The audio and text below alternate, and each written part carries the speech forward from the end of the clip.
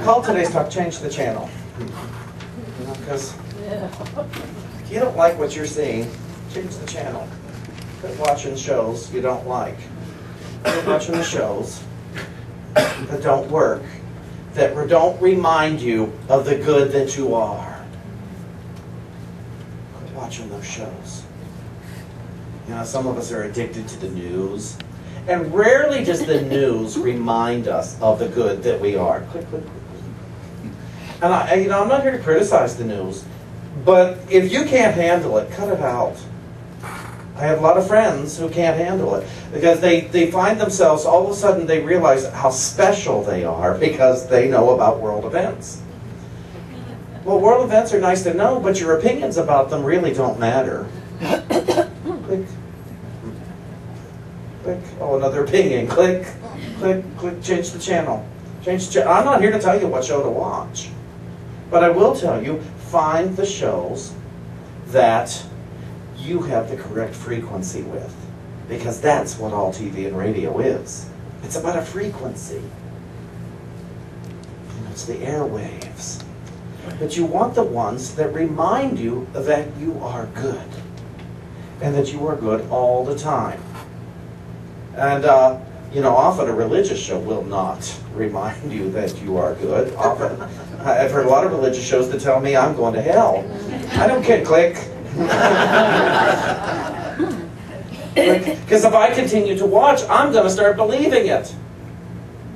I'm going to start agreeing with people. I remember early on in AA, I used to answer phones. And I'm getting a little feedback here, I think. I used to go to a place called Intergroup in New York City, and I would answer phones and help. And my whole job, my whole function for 4 hours a week was to help people find a meeting. It was not to counsel, but some people call up and suddenly they have an issue. Well, aren't I the perfect one to help them? There was this one guy who called. He was an angry man. He had relapsed. And he was on a mission to convince everyone in AA that they were wrong to still be in AA. That it didn't work.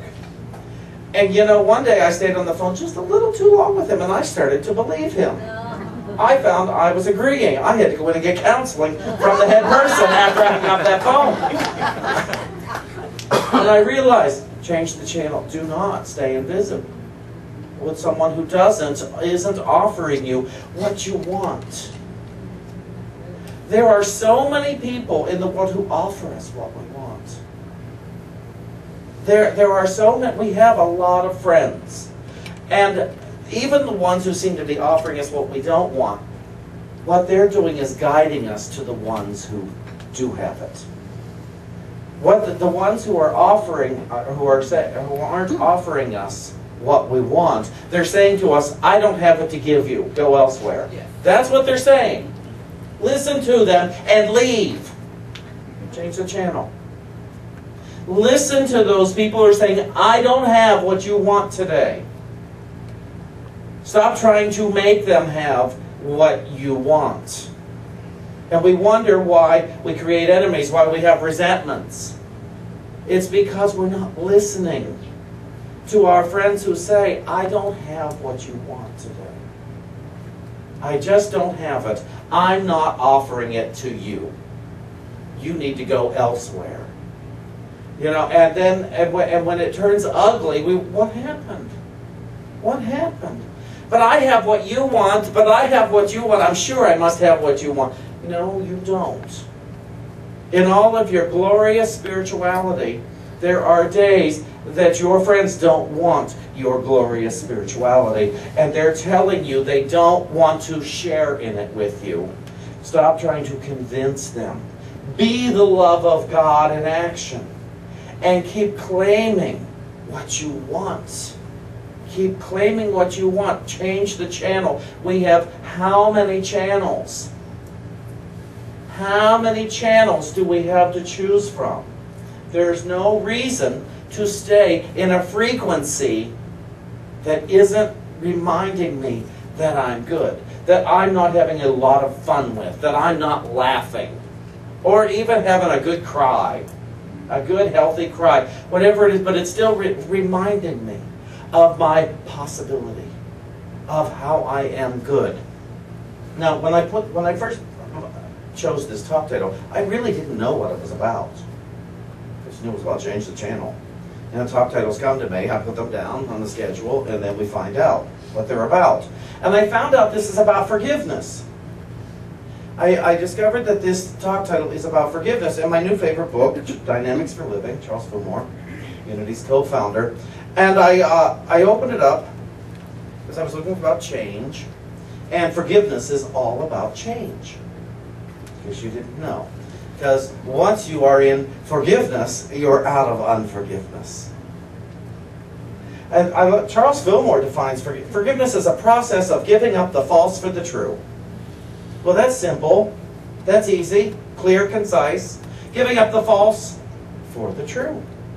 He says, erasing sin and error from the mind and body. He also relates it to repentance, which sounds like such a religious word. But, he says, repentance is a turning from belief in sin to belief in God. Okay? Then he says, a sin is the falling short of divine law. It's trying to work around the law instead of with the law. That's all that sin is. And so it says true forgiveness is only established through renewing of the mind and body with thoughts and words of truth. Forgiveness really means the giving up of something you should not do. You should not believe in what is not real as if it is real. When you begin to desire reality more than unreality, then you will experience total forgiveness. The slate will be wiped clean when you begin to desire the reality rather than the unreality. And trying to change someone else is desiring the unreality. Trying to make your life happy by fixing the outside, that's working with the unreal, with the temporary, with the false. But if you go inside, as Scott was saying, the man in the mirror, or the lady in the mirror, if you have a gender thing going on there, but to work with that one, the one in the mirror. Work with that. And then you will begin to see in all of the mirrors the truth. You'll begin to see the truth of your being by seeing the truth of everyone else's being. And then there's no more denial. There's no more. There won't be any need for forgiveness any longer once it has taken place. How about that? Once we have changed the channel from the unforgiveness channel, channel 53. It's once we have changed the channel, we have gone away from the unforgiveness channel, and we go over to the forgiveness channel, then we're free. We're free because we won't be seeing anything wrongly again. We won't be desiring it to be different than it is. And we will go within. And we'll see it as it is. And if we need help with how it is, then you go within to your highest consciousness, your super consciousness. You can call it the Christ mind, you can call it Holy Spirit, you can call it what you want to call it. But it's, and then ask me, ask Spirit to see this correctly. As you're seeing it for what it is. And the way you start to see things for how they are is you look at it and you don't give it any definition. You look at a person, and don't define them. Do not give them any attributes they do not possess. Just because you're happy with them, just because you're comfortable around them. But that's nice, and you can appreciate it. But that does not make them better than the one you do not like, the one you are uncomfortable with. That does not make them better in the eyes of God, in the eyes of what is. It just means you don't want to go to that channel. I don't know much about people, but I know the ones that I like. And so therefore, the ones that I like are the ones that often they tell me that I'm good. They often feed my ego. My grandmother was the best enabler ever. Oh my gosh, my grandmother would enable. That's why I like Leos, as a rule. I always figured they enabled me. One of my first big relationships was a nice Leo who enabled me all over the place. Spoiled me wrong.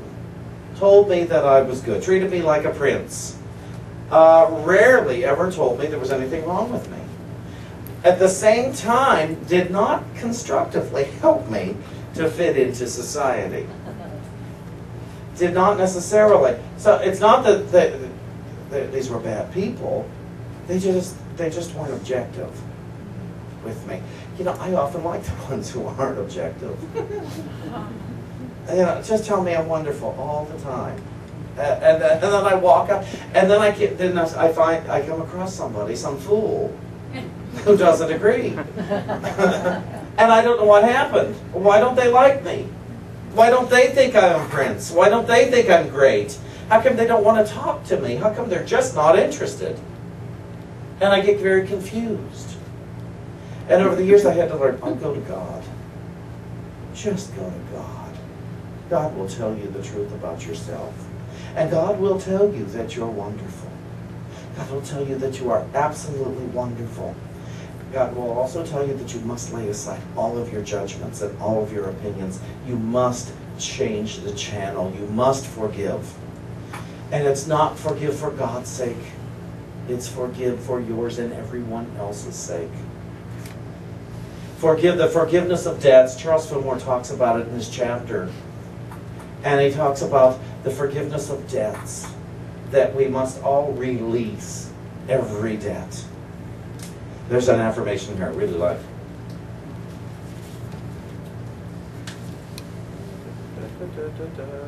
Forgiving debts. Oh. He says here, deny that any man or woman owes you anything. If necessary, go over your list of names. Separately and sincerely forgive the thought of debt which you have been attaching to each person named. We're not talking about financial debts, or only financial debts here. Some people owe me an apology. If necessary, go over your list of names separately and sincerely. Forgive the thought of debt which you have been attaching to each person named. More bills may be collected in this way than in any other. For many of these people will pay what they owe when you send them this forgiving thought. We have to start seeing each other as the Christ. But you start with the nice man in the mirror, the nice lady in the mirror, the nice one in the mirror. Do you owe yourself anything? Wipe that debt. Wipe that slate clean. Wipe the slate clean that people owe you. I let the law of plenty work itself out in you and in your affairs. There's one here. And it says here, I owe no man anything but love. Charles goes on to remind us that doesn't mean we don't pay our bills. Before anyone tries to take that as an opportunity. That they don't. I once heard someone teaching a class, or they were in a class, and they were saying that it was fine to run up your credit cards and then go bankrupt. And to do it repeatedly. Because they didn't live in this dimension. And I thought, well, that's interesting. That's truly interesting. And I found out they lived in this dimension when they wanted something from me, though, and I said no. They came right back into this dimension, and they had a good resentment about it. So it doesn't mean don't pay your, it means go ahead and pay your bills and get out of debt. Free yourself. Ask Spirit, what would it take for me to free myself? To live in total freedom. Spirit, what would it take? What thoughts would I need to think to live in total forgiveness? What thoughts, what words would I need to speak to free myself and everyone of all debt? Now we're talking about in traffic. Imagine freeing all the drivers. All the other drivers. And this is a tough one for me too. You know, I have a hard time when I'm cut off in traffic or somebody goes slow in front of me in the passing lane. You know, I say, come on, hello today. You know, before I shave again. But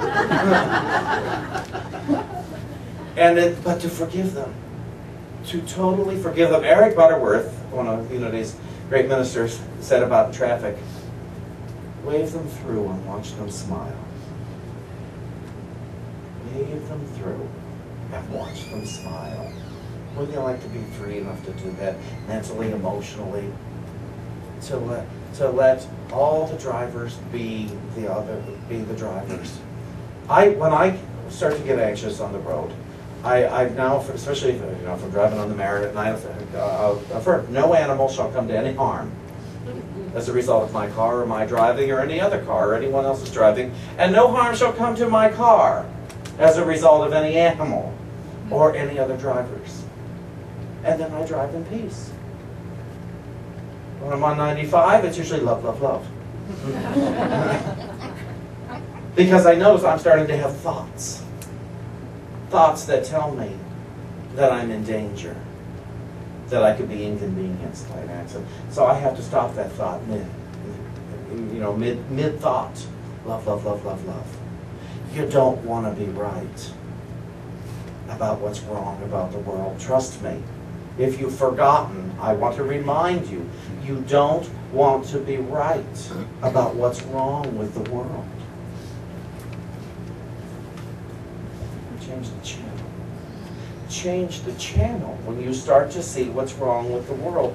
Change the channel when you want to criticize the president. Change the channel when you want to criticize the former president. Change the channel when you want to criticize the president before that. Change the channel when you want to criticize someone who wants to oppose the president. Change the channel when you want to criticize someone who's criticizing someone else. That's a good one, isn't it?